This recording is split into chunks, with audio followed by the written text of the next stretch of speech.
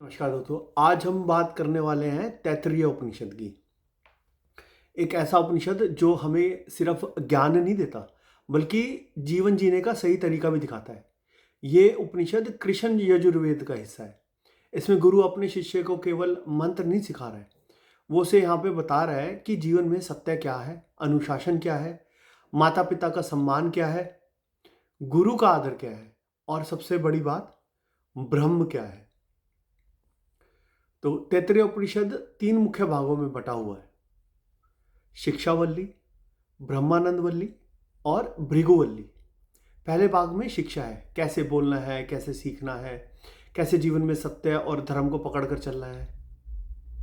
दूसरे भाग में बात आती है आनंद की।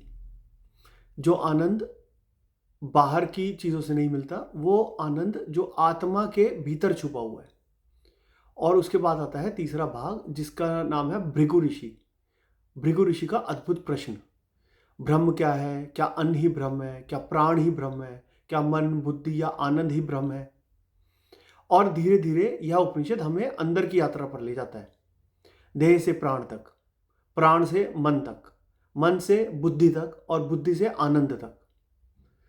तैत्तिरीय उपनिषद जो है वो हमें बताता है कि इंसान सिर्फ शरीर नहीं है, हमारे भीतर कई परतें हैं जिन्हें शास्त्रों में कहा गया है पंचकोश: अन्नमय कोश, प्राणमय कोश, मनोमय कोश, विज्ञानमय कोश और आनंदमय कोश।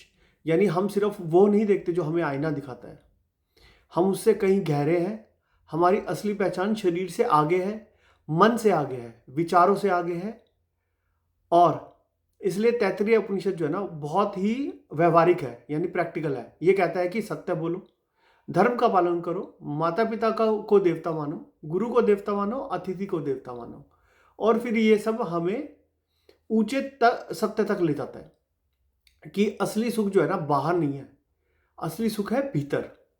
तो इस सीरीज में हम तैत्तिरीय उपनिषद को आसान भाषा में समझेंगे।